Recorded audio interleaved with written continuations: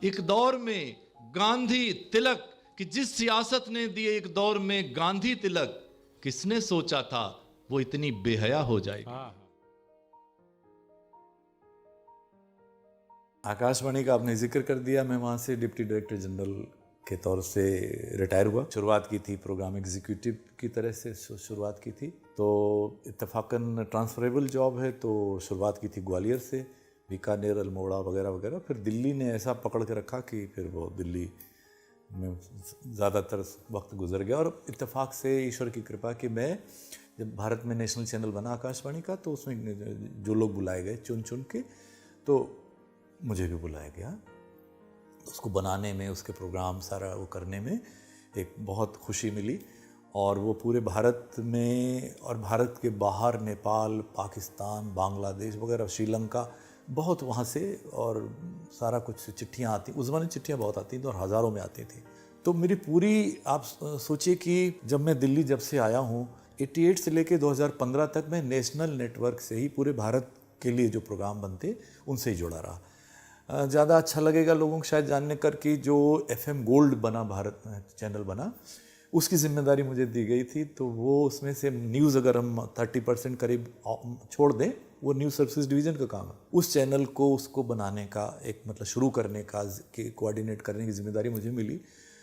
और मुझे ये बताते हुए बहुत खुशी होती है कि मेरे रिटायरमेंट तक का तो मैं बता सकता हूँ, 2015 जितने दिल्ली में चैनल चलते हैं, 10, 11, 12 जो भी चलते हैं, FM गोल्ड एक आध अपवाद कोई हुए महीने के, वरना हमेशा नंबर 1 रहा है। एक बात। दूसरी खुशी की बात यह है कि जब मन की बात शुरू किया ना मोदी जी ने, ये बात है सितंबर 2014 की बात है, तो वो उसका सारा कोऑर्डिनेशन भी मेरे उसमें ही था। तो वो भी मेरे, एक प्रधानमंत्री जी ने हमको एक रिटायरमेंट गिफ्ट समझिए वो मिल गई मुझे, क्योंकि मन की बात से बहुत बड़ा रिवाइवल हुआ। बहुत बड़ी इज्जत की बात है कि रेडियो के लिए एक्सक्लूसिव होता है सारा प्रोग्राम, और पूरे भारत के लोग हज़ारों, मुझे मतलब आप सोचो कि एक पूरा अलग कमरा जिसमें लोग बिठाने पड़े, क्योंकि हज़ारों क्या चिट्ठियाँ, तो उनको लिखना, समरी बनाना, ये सब करना, तो एक पूरा एक डिपार्टमेंट जैसे होता ना, एक खाली मैंने एक मन की बात कार्यक्रम के लिए पूरा डिपार्टमेंट ही जैसे बनाना पड़ो। तो ये एक तो मेरा मीडिया का काम हो गया। फिर मैं इसके बाद भी मैं करीब 7 यूनिवर्सिटीज़ के साथ जुड़ा हूँ, मीडिया पढ़ाने, गेस्ट फैकल्टी के नाते, उनके एग्ज़ाम पेपर सेट करना या वाइवा लेने जाना वगैरह वगैरह वगैरह। तो वो एक काम, वो मेरा मीडिया, ये तो सारा मीडिया का हुआ। बाकी मेरे साथ कविता जुड़ी है, मतलब ये मुझे जो जॉब मिला था उसमें भी एक पोस्ट ग्रेजुएशन के साथ ये था कि आपको लिटरेचर या म्यूज़िक या थिएटर या साइंस राइटिंग वगैरह में किसी में आपको नेशनल लेवल का कोई अचीवमेंट्स होने चाहिए आपके। तो मेरा तो जॉब भी पोइट्री की वजह से मिला मुझे। और पहला बड़ा जो कवि सम्मेलन किया अपने मतलब शहर कानपुर से बाहर जाके, अखिल भारतीय बहुत विराट विशाल कवि सम्मेलन, कि उस ज़माने में जो भारत के गृह मंत्री थे शीला दीक्षित जी के मतलब फादर इन लॉ, उनका वो होम मिनिस्टर थे, तो उनके वो एक जश्न था उनके शायद जन्मदिन पे, बहुत विशाल कवि सम्मेलन था। वो मेरा सबसे शुरुआत उस तरह से थी। और वो सिलसिला कवि सम्मेलन, मुशायरा या पत्रिकाओं में छपना, वो भी चलता रहा साथ के साथ। और उसमें यह है कि मैंने जब वेनेजुएला में वर्ल्ड पोइट्री फेस्टिवल हुआ 2013 में, उसमें मैं भारत से अकेला कवि था उस फेस्टिवल के लिए। मैं जब भी जहाँ भी गया हूँ वो भारत के प्रतिनिधि कवि के नाते गया हूँ, तो ये मेरे लिए खुशी की बात है।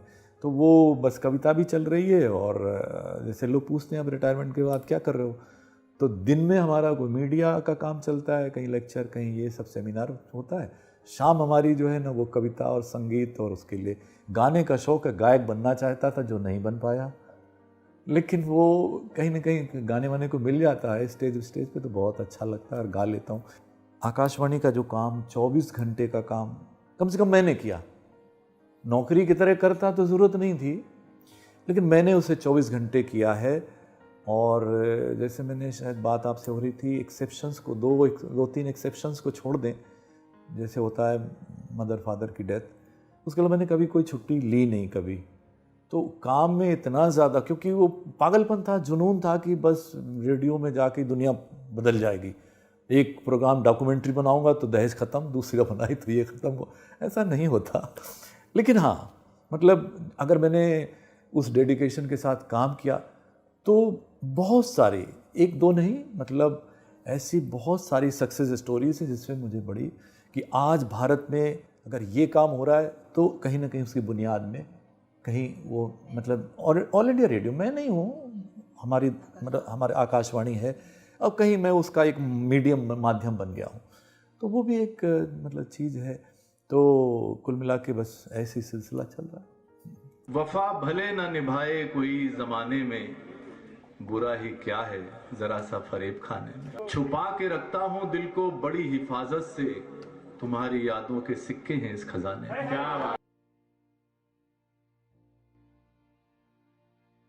एक ज़माना ये था जब, अब मैंने वो चीज़ एंजॉय की है कि कवि सम्मेलन है तो वो कहाँ कहाँ दूर दूर 30-30 40-40 किलोमीटर से चल के, कोई बसों से आ रहा है, कोई बैलगाड़ी लेके आ रहा है, रात भर वो कवि सम्मेलन चलते थे। सूर्योदय जब 6 बज गया, 6:30 बज गया, तब वो ख़त्म होते। मैं उनका भागीदार रहा हूँ, साझीदार रहा हूँ, खुद देखा कि 4:30 बजे संयोजक जी आए, भाई अब ये कवि सम्मेलन अब हम समाप्त करते हैं। कब समाप्त करते हैं?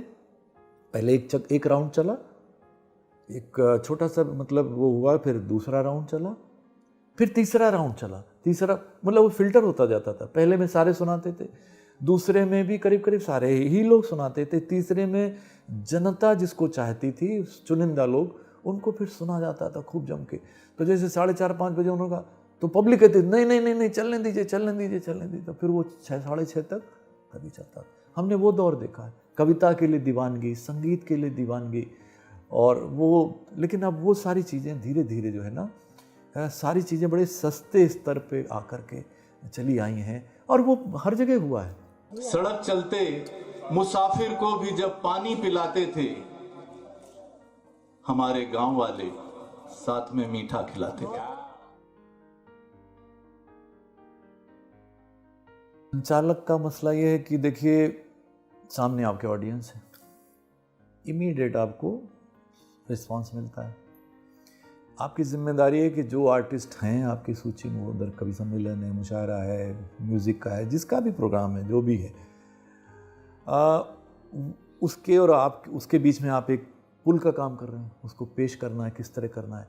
वो जो कुछ जैसे पोइट्री का ही लें, कोई गीत सुना रहा है, कोई गज़ल सुना रहा है, गा के सुना रहा है, कोई वो फ्री वर्स भी सुना रहा होगा, कोई हंसी की बात कर रहा है, हास्य कविता सुना रहा है, कोई ओज की बात कर रहा है। तो संचालक का काम एक तो उसको रिसर्च करना, खूब सारा होमवर्क करना, पब्लिक की साइकोलॉजी को जानना, जिस आर्टिस्ट को पेश कर रहा है उसके बारे में प्रॉपरली, उसके अच्छी से अच्छी चीज़ें क्या हो सके जो इमीडिएटली उसको पब्लिक को लगे कि अच्छा ये वो हैं, ये है ना। बायोडाटा तो बहुत लंबा होगा, उसमें से चुनना कि क्या चीज़ है जो जिससे उसका कनेक्ट बन जाए तुरंत की तुरंत।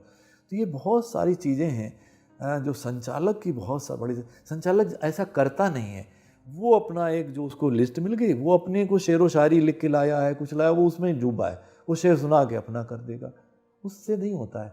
कॉन्टेक्स्ट वो है क्या जो एक्चुअल का। अब ऐसा हुआ है वो बड़ा कि उन्होंने कोई संचालक बुला लिया। मैं संचालक कोई पेशेवर नहीं था। मैंने सोनल मानसिंह जी, उमा शर्मा, नलिनी कमलनी, शोभना नारायण, इन सब के प्रोग्राम सिर्फ दोस्ती में उनके कहने पे कि नहीं नहीं मेरा तो आप ही करेंगे। जैसे अब कविता की बात है, मेरी कोशिश होती है कि कविता का सम्मान बढ़े। तो मैं वो घटना बताता हूँ भाई, कैसे नादिर शाह ने 6 दिन कत्लेआम चला था, और कैसे उस 6 दिन के कत्लेआम को सिर्फ 2 लाइनों ने, कविता की 2 लाइनों ने रोक दिया था, एक शेर ने रोक दिया था। तो लोगों की उत्सुकता, कविता के प्रति इज्जत बढ़ती, जबकि वहाँ वो दूसरे जो संचालक होते हैं वो कवियों की खिल्ली उड़वाते हैं, मजाक उड़ा, तरह तरह के चुटकुले सुनाते हैं, ये वो। मुझे तो हमेशा, और यही है कि एक चीज़ मैं बार बार कहता हूँ जगह जगह, जैसे लेक्चर वगैरह में जो यंगस्टर्स के लिए, उनके लिए एक बात पे मुझे बड़ी खुशी होती है कि सस्तापन जो है, चीपनेस जो है, वो उसकी मौत बहुत जल्दी होती है। कि कहते हैं लोग हमसे बदल जाओ ए शायर, कि कहते हैं लोग हमसे बदल जाओ ए शायर, पर हमने शायरी के ये तेवर नहीं बदले।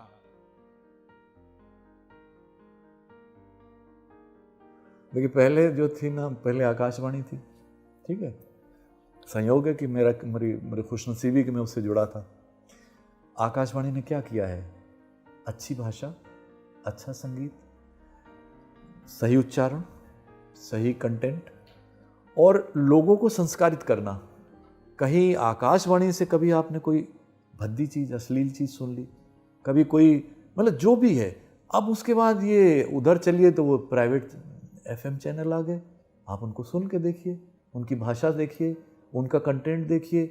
उधर हमारे चैनल आ गए, पहले दूरदर्शन था तो दूरदर्शन तो वही पब्लिक सर्विस ब्रॉडकास्टर है, उसकी वही चीज़ें रहीं कि हाँ भाई किसानों की मदद करनी है, इनकी मदद करनी है, उनकी मदद करनी है।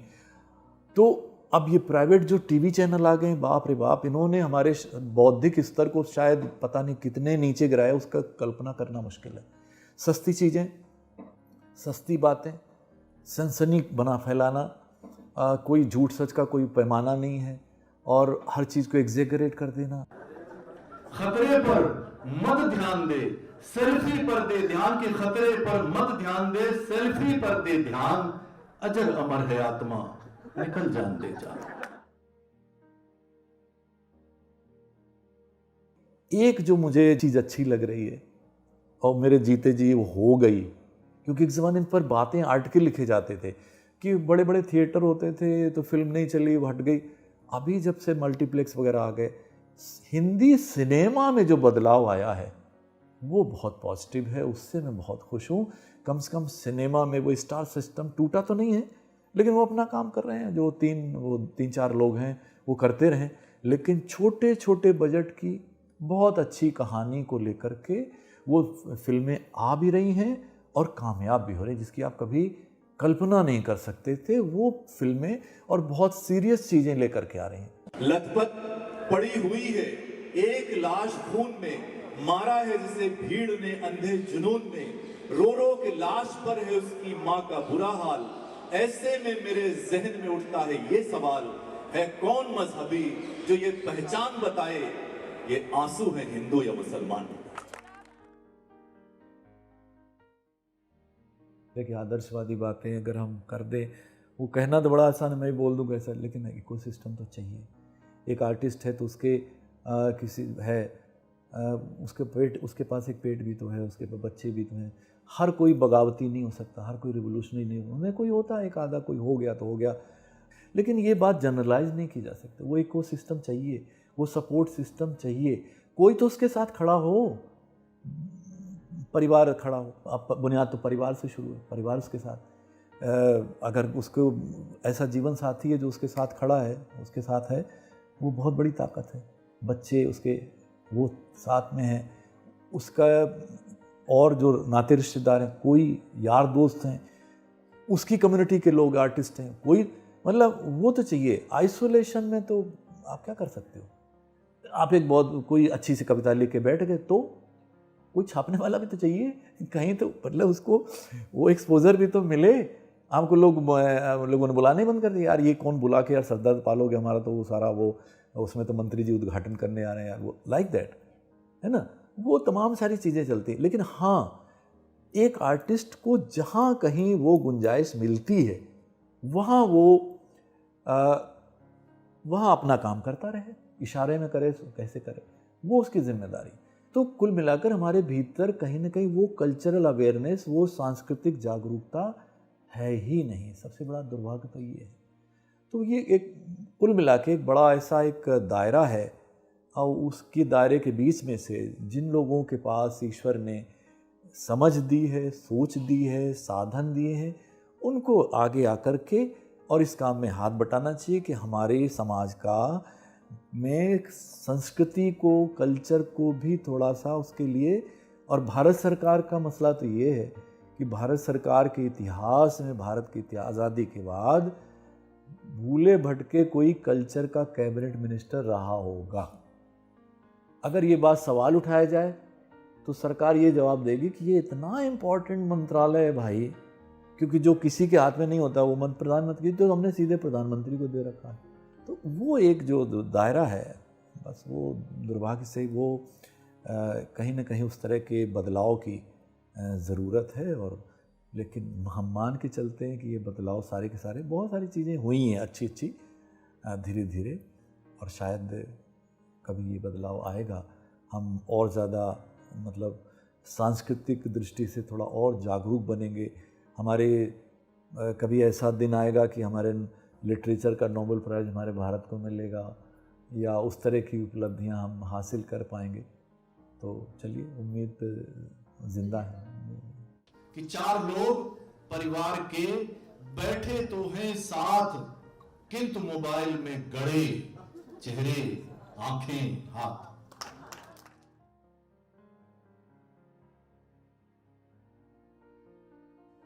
देखिए, काम तो जो आप कर रहे हैं, मैंने ज़िंदगी में यही काम किया है, मतलब लोगों को खोजना।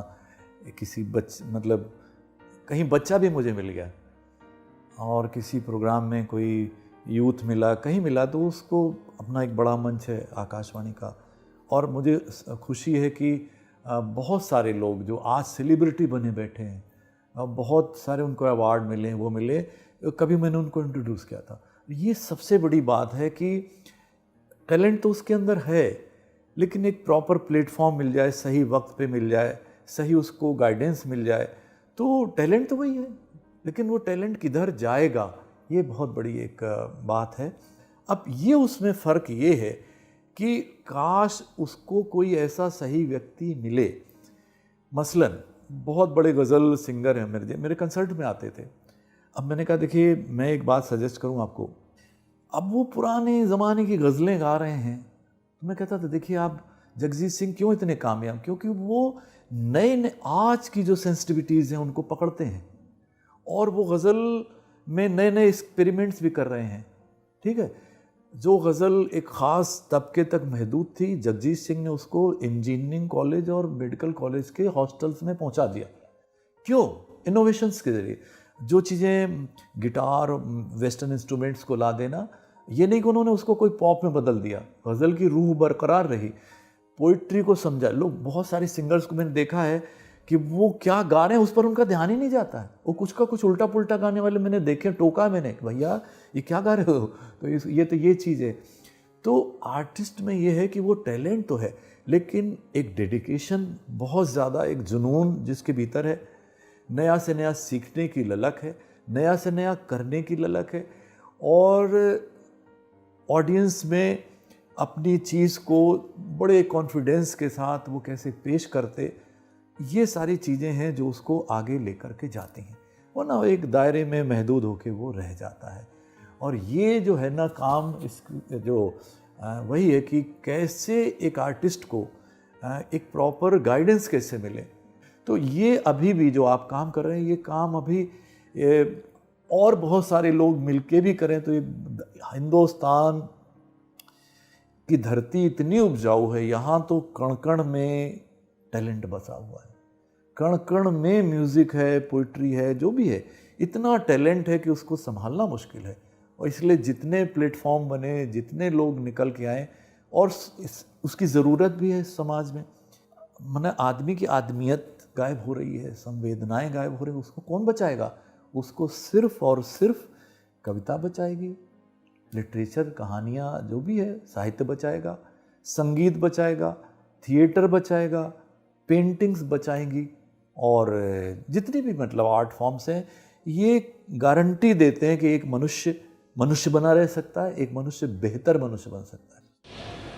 खुदा का खेल ये अब तक नहीं समझे कि वो हमको, खुदा का खेल ये अब तक नहीं समझे कि वो हमको बना कर क्यों मिटाता है, बना कर क्यों मिटाता है, मिटा कर क्यों बनाता